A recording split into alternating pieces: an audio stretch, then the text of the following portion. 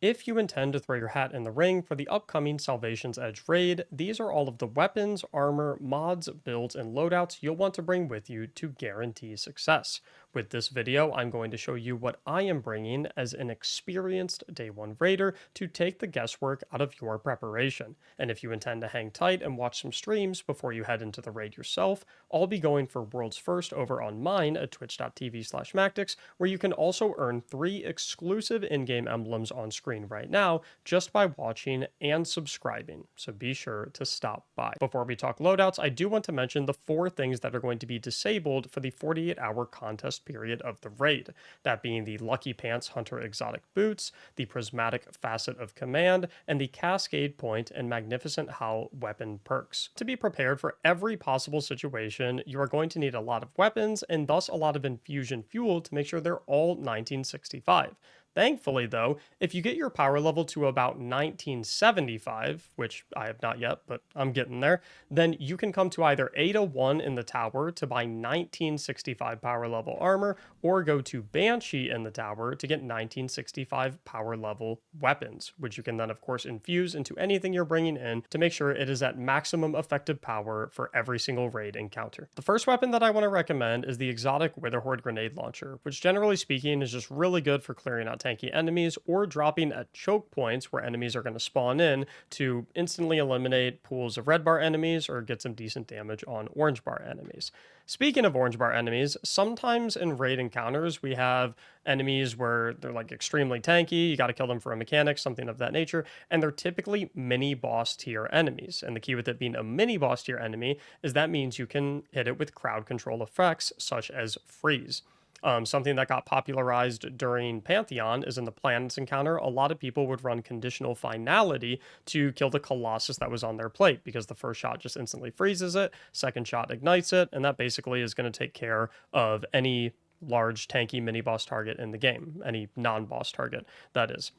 And the nice thing with conditional finality, or any special weapons in general, is that you can actually swap a special ammo weapon to a different special ammo weapon in that same slot, and you will not lose any of your special ammunition. You won't lose any of your reserves, which makes it perfect to swap in and out with something like the Izanagi's Burden, which is always absolutely S tier and is a must-have to bring in Day 1 raids.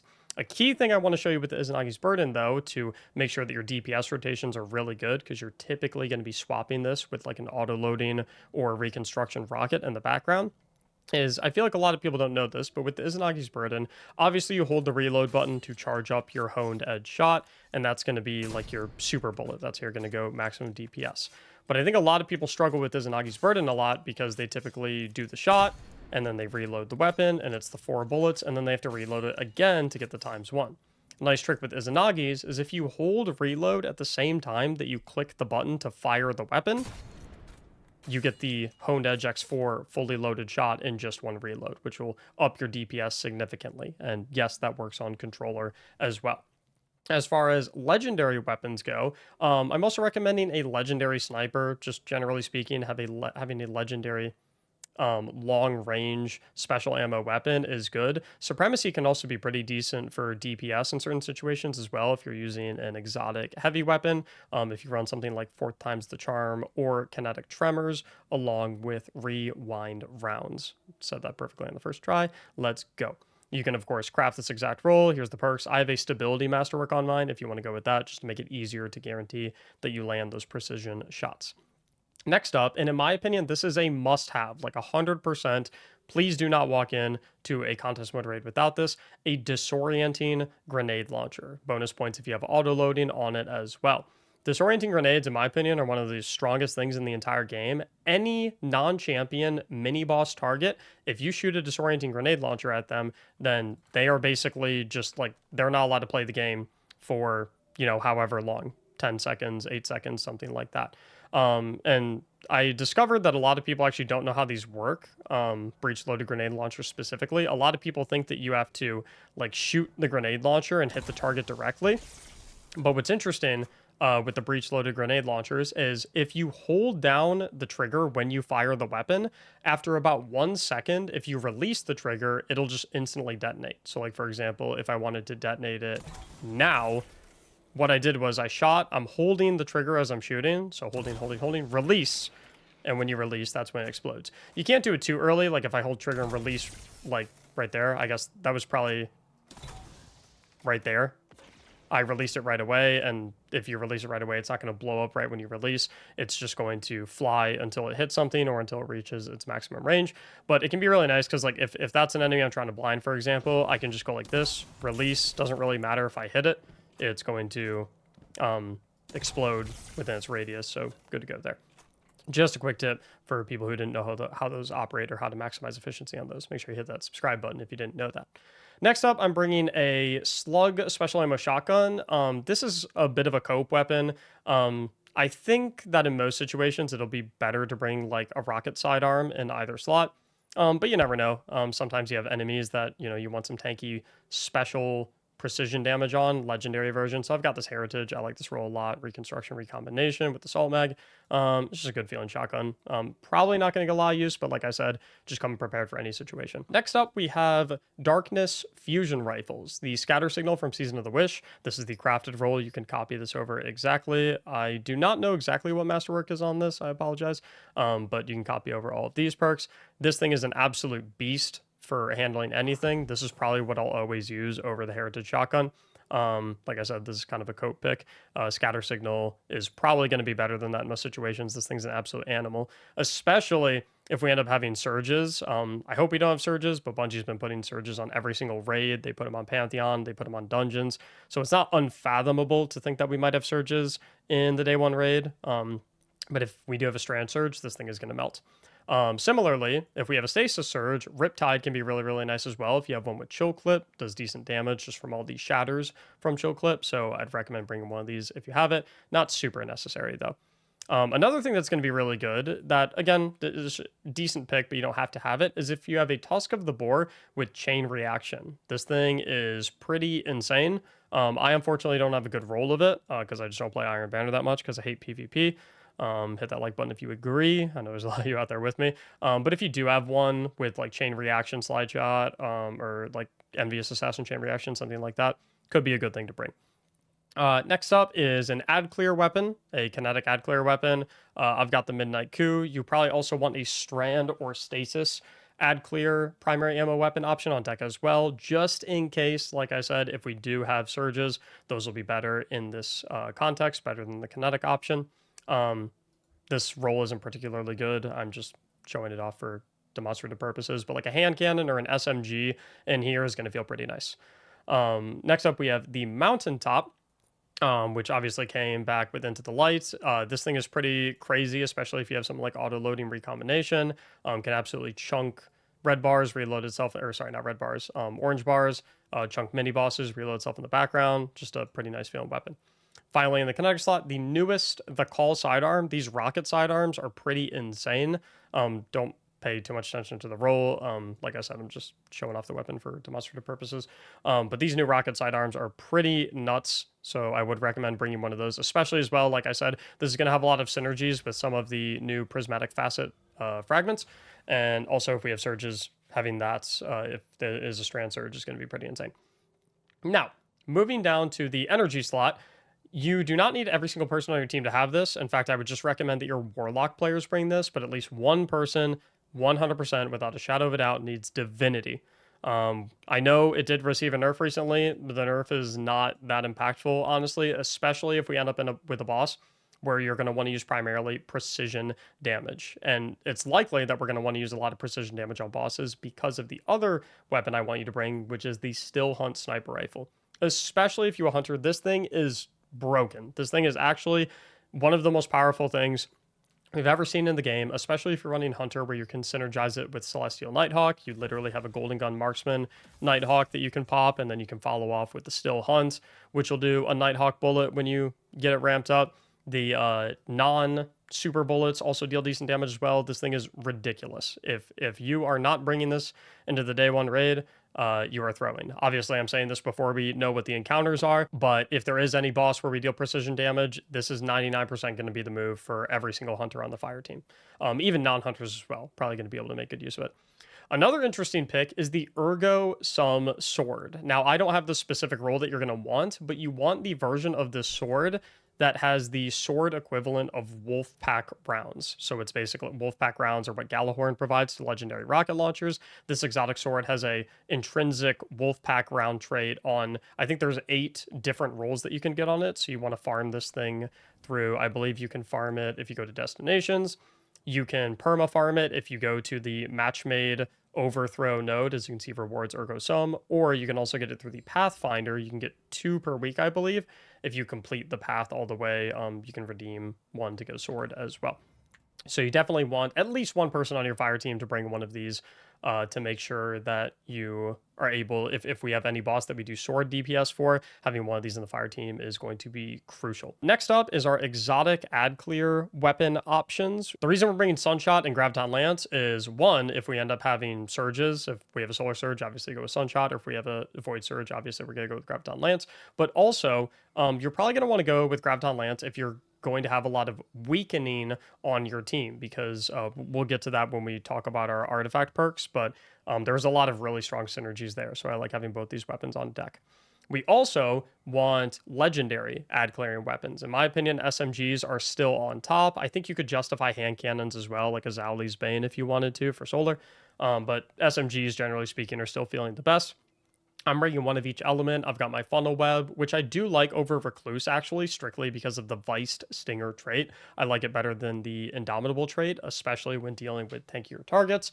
Down here, I have got the Callus's mini tool. This is the crafted roll, so you can just go ahead and copy exactly what I have. This thing is an absolute animal. And then I've got the subjunctive for arc damage. This is only going to come out if we have an arc surge. Like I said, we don't know whether or not we're going to have surges, but this is only going to come out if we have Arc Surge. If you have an Ikelos SMG as well with like Threat Detector Demolitionist or Threat Detector Volshot, that could also be super strong on that gun as well. Finally, we've got the Indebted Kindness Sidearm, Warlord's Ruin Dungeon, another rocket sidearm. These things have proven to be particularly strong, especially if you can get this one with Volshot.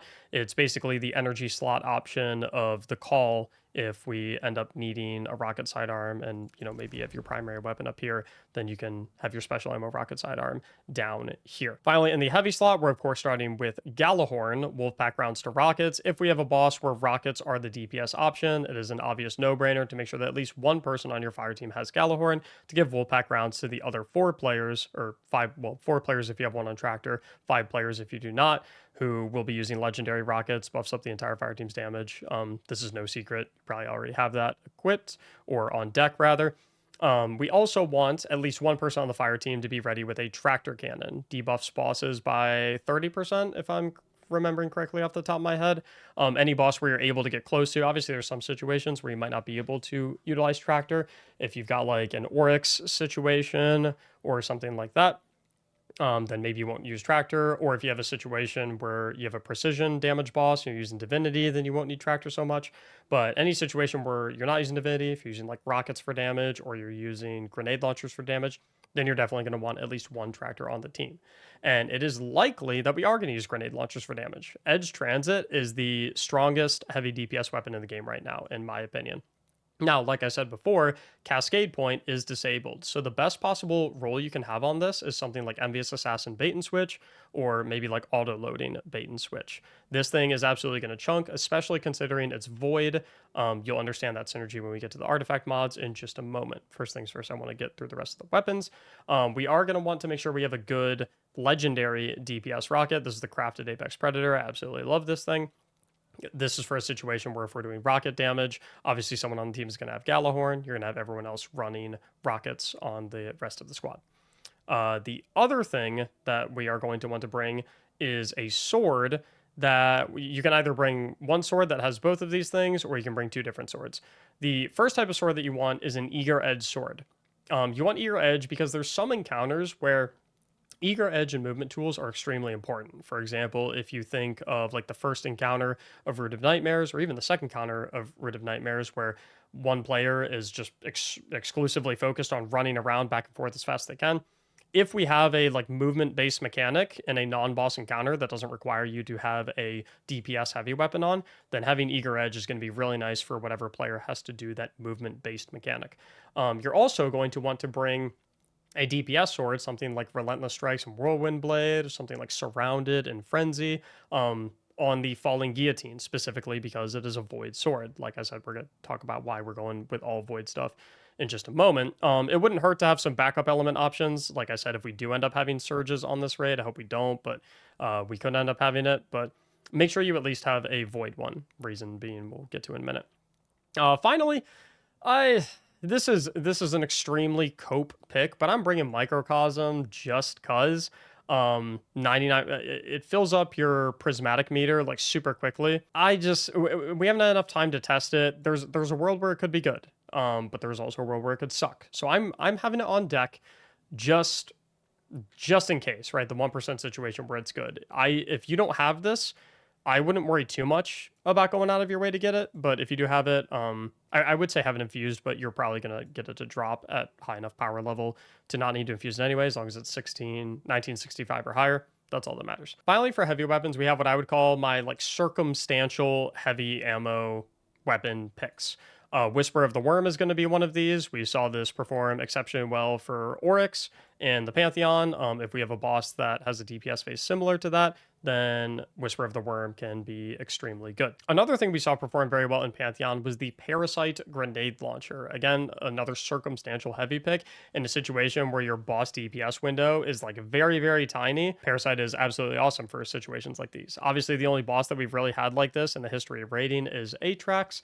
But you never know, we could have something like that again, so just have that on deck ready to go. Another weapon that can be exceptionally good is the Lament. I know it recently received a very, very slight nerf, but if we end up in a situation where we have a boss where like we want to do melee damage, but it hits us back, something like Crota, which we just experienced in the previous raid, Lament can be really, really nice at making sure that you don't die.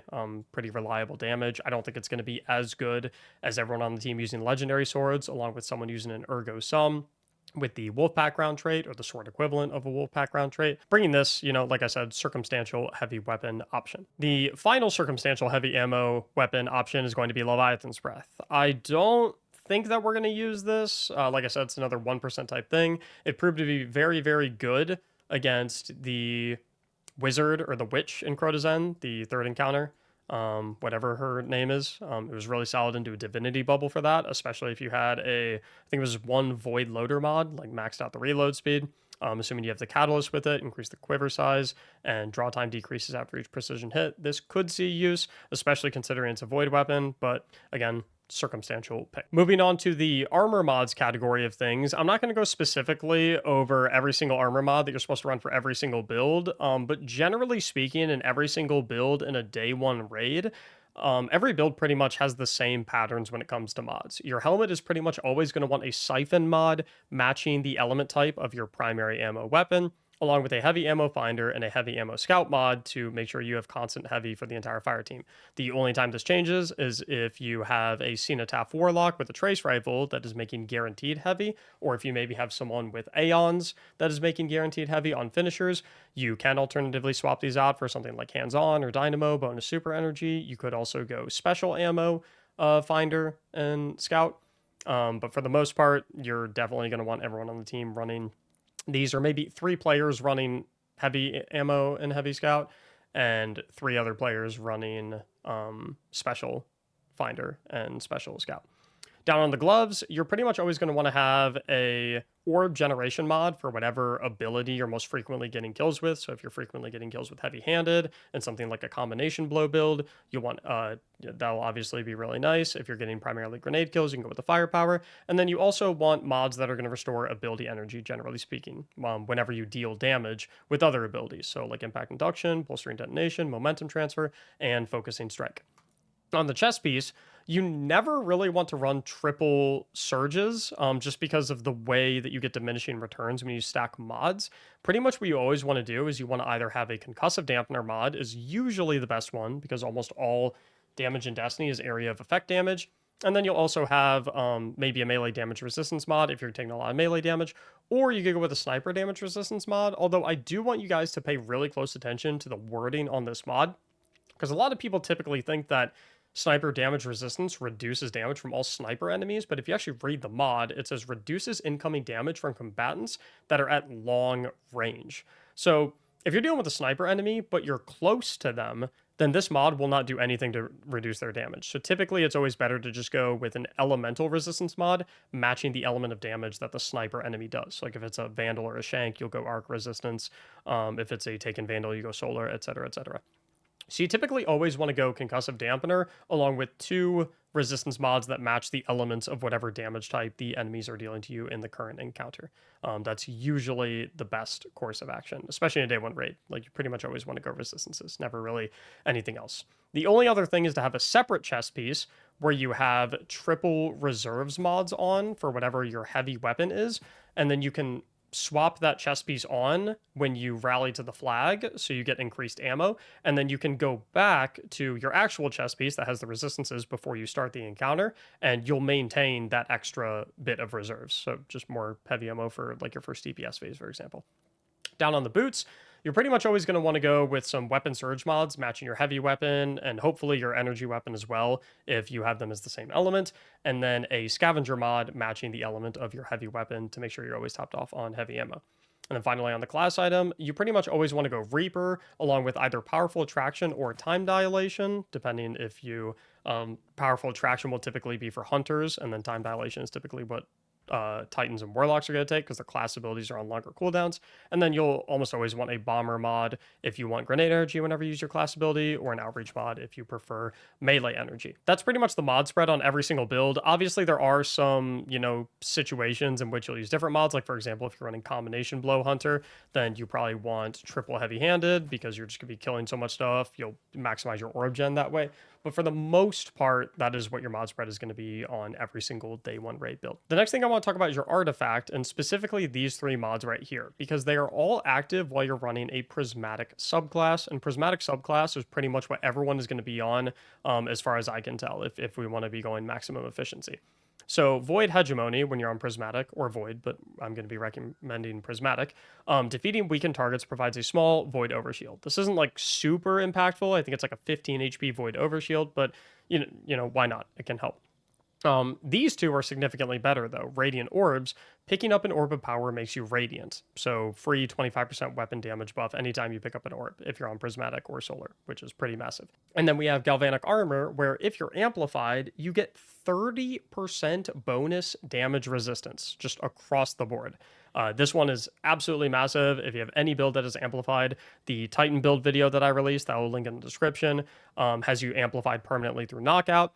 The Hunter build video that I released that I'll have linked in the description has you permanently amplified from combination blow multi-kills. This thing is going to be insane on both of those builds.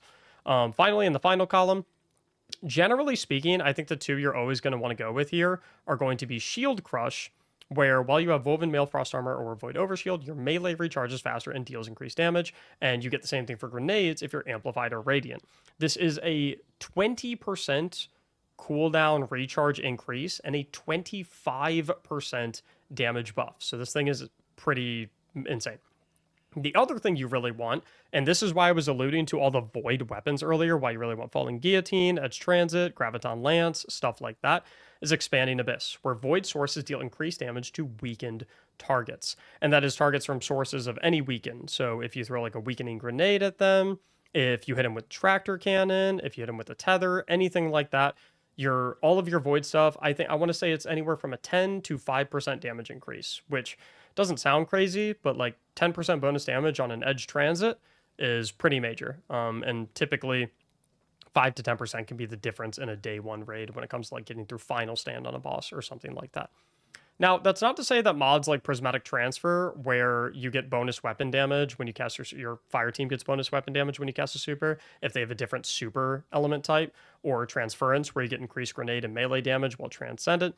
These can be decent. The issue with these is I don't know exactly what the percent increases are. And they're also a little bit circumstantial. Like this one only works while you're Transcendent, and this one only works right after you cast your super. I think these could be good for DPS phases, but for like general combat, these 2 are going to be way better. I think Expanding Abyss is going to be a must-have. You can maybe justify swapping Shield Crush for Prismatic Transfer for a boss encounter during like a DPS phase. But yeah, And the only other one is Argent Blade, where you 100,000% want to run Argent Blade if you're in a situation where you end up using swords for damage. So those situations that I said where if you happen to use Lament, or if you have someone on Ergo Sum, while the other 5 of you are on Falling Guillotine, the Void Sword, and you have it, Surrounded or Frenzy or something like that, 100% run Argent Blade. This thing's going to feel awesome for sword DPS phases. Moving on to subclass specific stuff. Like I said, I'm not going to give you the blueprints for like very specific builds to run. I'm just going to tell you generally what's good. I will have some build guide links in the description. I have one out for Hunter and Titan right now, and I should have one out for Warlock like within 12 hours of releasing this video, hopefully. So you can check those out if you want like a specific build to copy over. You don't really want to think of it. They'll probably be pretty good in the raid. The thing about day one raids, especially when we don't know exactly what we're going to be fighting, is you need to be able to adapt. So for the most part, when it comes to facets, the main ones I would recommend that are generally good in most situations are the facet of courage, the facet of purpose, the facet of protection, the facet of generosity, the facet of sacrifice, the facet of dawn, the facet of ruin, the facet of dominance. This one's really nice because if you're on the void grenade, you can weaken targets. That'll play really well into that expanding abyss mod. And then you have also got, if I can find them real quick, the facet of bravery, which is really good if you're going to be running strand and void weapons. And then finally, you have got the facet of grace, which can be pretty good if you're running kinetic weapons. So for the most part, all of your builds are going to have some combination of those fragments. Those are just generally speaking the best ones. Some of the builds might have ran facet of command, but like I said, this is disabled for the 48-hour period, so this one's completely off the table. The rest are generally like they're too niche, or they're not strong enough, or they're just not very good in raid situations. As far as hunter-specific exotic armor pieces and prismatic abilities go, the obvious thing that I'm going to turn your attention to is the Celestial Nighthawk helmet. This thing is absolutely absurd since it's been buffed a little bit recently. You have Marksman Golden Gun on prismatic, so it's got synergy there. And like I said, it has synergy with the Still Hunt exotic sniper rifle. This is going to be ludicrous for DPS phases because you can basically proc it twice every single DPS phase if you're using Still Hunt, once with the super and once with the Still Hunt sniper. And yeah, so enough said. Bring Celestial Nighthawk. You probably already knew that. For more ad clear encounters, Liar's Handshake is pretty insane with the build that I have linked in the description. With Prismatic, you don't really need Assassin's Cal anymore because Stylish Executioner basically does what Assassin's Cal does, a better version of it. And the fact that you can pair it with Combination Blow is pretty ridiculous. So any encounter where you're not dealing boss damage, because you'd probably be using Celestial Nighthawk in that situation, Liars is going to be absolutely insane. Another thing that's going to be pretty good, I think, is if you're in a more defensive situation, like you prioritize defense over offense, you instead of running Liar's Handshake, probably want to go Renewal Grasps. The new Frost Armor buff is pretty awesome. You can give it team wide, and these things just generally with Dustfield grenades, which are available on Prismatic, are really, really good. The final exotic I want to throw out for hunters, probably not going to use this one, but please do have an Omnioculus on deck. There could be certain situations where we do want invisibility. If we think of like the Gorgon maze from Vault of Glass, if we think of maybe doing the boss stones on Caretaker, there are certain situations where like being able to go invisible can be warranted. So just having this on deck is going to be really nice. Generally speaking, we're probably going to want to stick with the renewals, Liars, and Celestial Nighthawk because damage and quick ad clear, strong ad clear, and like more active combat is what you want to go with, as opposed to an exotic that prioritizes defense and going invisible and letting your allies soak up all the aggro. But you never know. Like niche situation, we might want to use this. Wrapping up on Hunter, your stat prioritizations are basically always going to be tier 10 resilience first before you do anything else. Do not mess around in the contest mode raid without tier 10 resilience. The other stats you're going to want to go with, I would prioritize discipline second, and then third and fourth, you would either go mobility, unless you're using something like the combination blow hunter build, where you're constantly refunding your dodge with your melee kills, and you don't really need mobility, or you're going to go with intellect to make sure you have maximum super uptime. Other key abilities on Prismatic Hunter are going to be, of course, Golden Gun Marksman for DPS if you're using Celestial Nighthawk, or Silence and Squall can be really good if you have like Liar's Handshake on and you don't really want to go Marksman Golden Gun. Liar's Handshake is, Silence and Squall is going to be very nice, especially with its synergies with the Facet of Purpose, where if you pick up an Orb of Power, you'll get Frost Armor. That synergizes with a lot of the artifact mods that we already spoke on before. Generally speaking, these are the two supers you're going to want to go with. Maybe Deadfall Tether, but in most situations, it's going to be better to have someone on Tractor Cannon, where you can instead be on Golden Gun instead of Deadfall Tether, and you can use your Nighthawk, of course. Other key abilities here, of course, could be Combination Blow. I don't really see a world where you're going to be taking this off, aside from, I mean, yeah, there's no world where you're going to be taking this off. Smoke Bomb's pretty useless. Withering Blade, not so good. It's pretty much Combination Blow, always. Grenades, Grapple Grenade is going to be decent for those mobility encounters where you're going to maybe want to have an Eager Edge Sword. Other than that, pretty much always have Duskfield Grenade on, in my opinion. As far as aspects, the only two you're ever going to really want to have equipped are Stylish Executioner and Winter Shroud. Stylish Executioner, in my opinion, is probably like one of the most overpowered aspects in the Prismatic Toolkit. It's Assassin's Cowl, but instead of going invisible on melee final blows, you go invisible on any final blow on any debuff target, which is with the way subclass 3.0 is, pretty much every target is always debuffed, either as Scorch, Sever, Unravel, Freeze, Slow, anything like that. You have things that you can debuff targets with right here, like, you know, Dustfield Grenade, stuff like that, your Transcendence Grenade. This thing is absurdly strong. Especially considering that when you pair it with Combination Blow, if you melee something while you're invisible from Stylish Executioner, it gets 150% melee damage bonus, which is pretty ridiculous. Winter Shroud also really nice. Dodge slows nearby targets, so another way to debuff enemies for your Stylish Executioner loop. And it gives free 3 fragment slots. Ascension is kind of garbage. Gunpowder Gamble is fine, but not as good as Winter's. And then Threaded Spectre is so-so. So I'd pretty much always only ever go with these two. When it comes to Warlock, I have 3 main exotics that you 100% want to bring to the raid. The first is probably a surprise to no one, and that is Cenotaph. Obviously, you can bring like a special ammo trace rifle, or a legendary trace rifle rather, if you want. You can probably use this with Microcosm if you want to, or what's most likely is you're probably going to be using this with Divinity, especially if you have a precision base boss. Being able to generate heavy bricks on demand for your entire fire team and give yourself special to make the loop recursive, extremely strong. Obviously, being able to auto load the Divinity to make it so you have no downtime on the Div Bubble during a DPS phase, pretty crazy. Make sure you bring Cenotaph.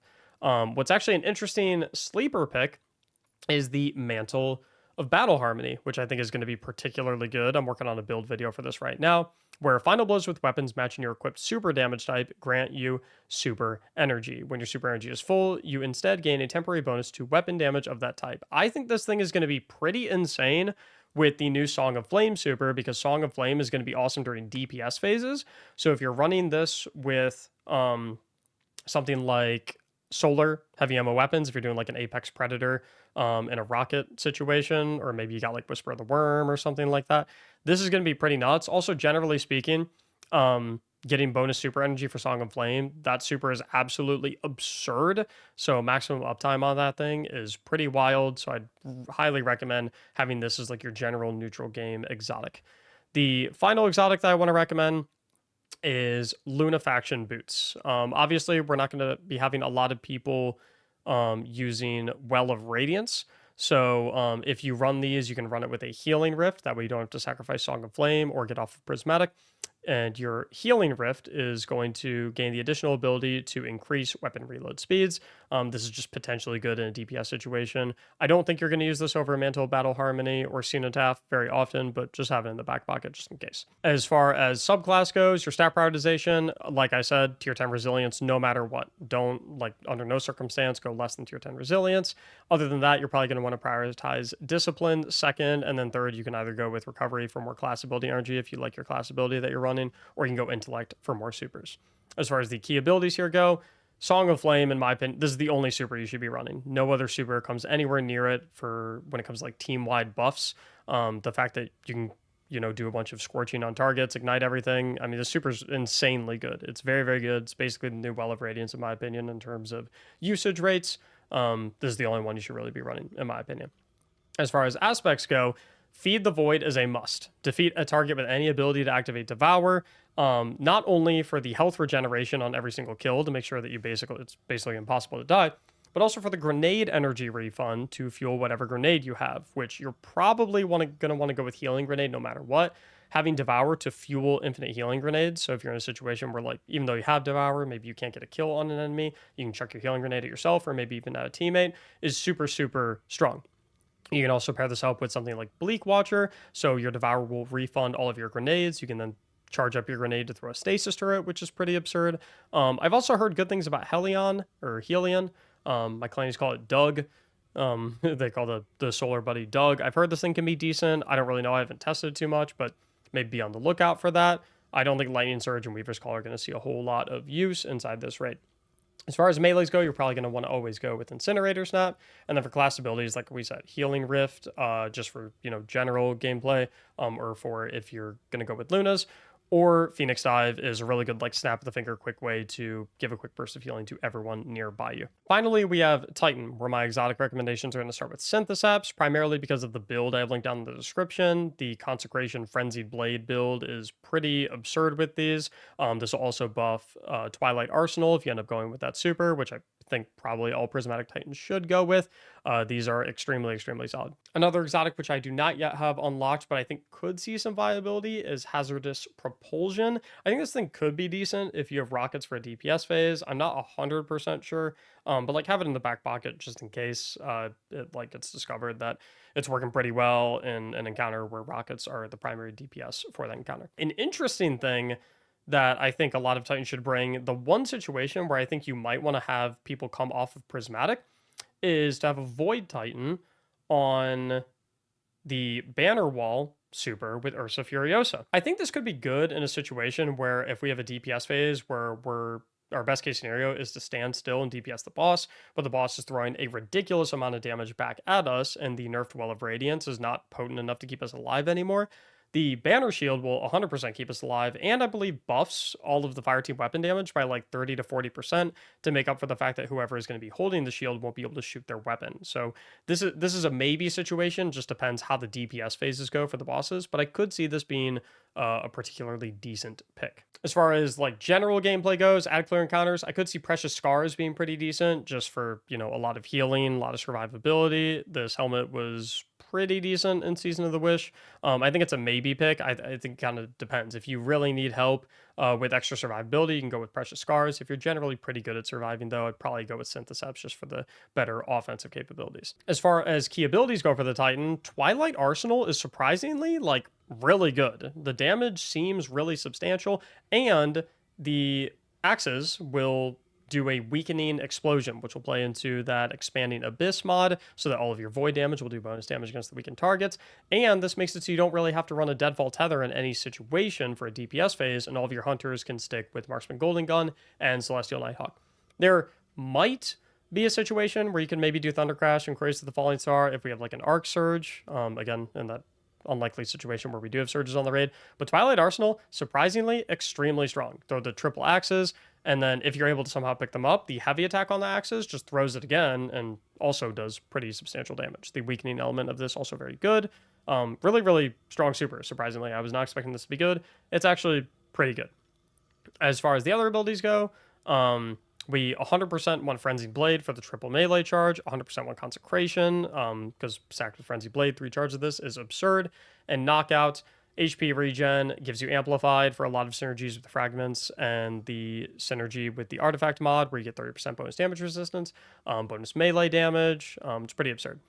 You could see a situation where you maybe want to use Dranger's Lash, if you have like suspending a ton of targets could prove useful, but I think these are going to be the main two for the most part. Unbreakable is not very inspiring, and Diamond Lance is, to put it lightly, horrible. And that's every single thing I plan on having ready to go for the Day 1 Salvation's Edge raid. If you think I missed anything, or you have any like sleeper picks that you think are going to be potentially really good, leave them in the comments down below. I apologize that this video was quite lengthy and really not edited at all, but this is how I've always done my raid Day 1 guide videos. I feel like people just want the information rather than a bunch of flashy VFX, so hopefully this did the trick and helped you get prepared. I hope to see you in the stream tomorrow to get those 3 exclusive emblems and to cheer us on for World's First before you potentially go on into the raid. And I hope that you have good luck in the Salvation's Edge raid and get your contest mode clear. Thank you so much for watching, and as always, have a great day.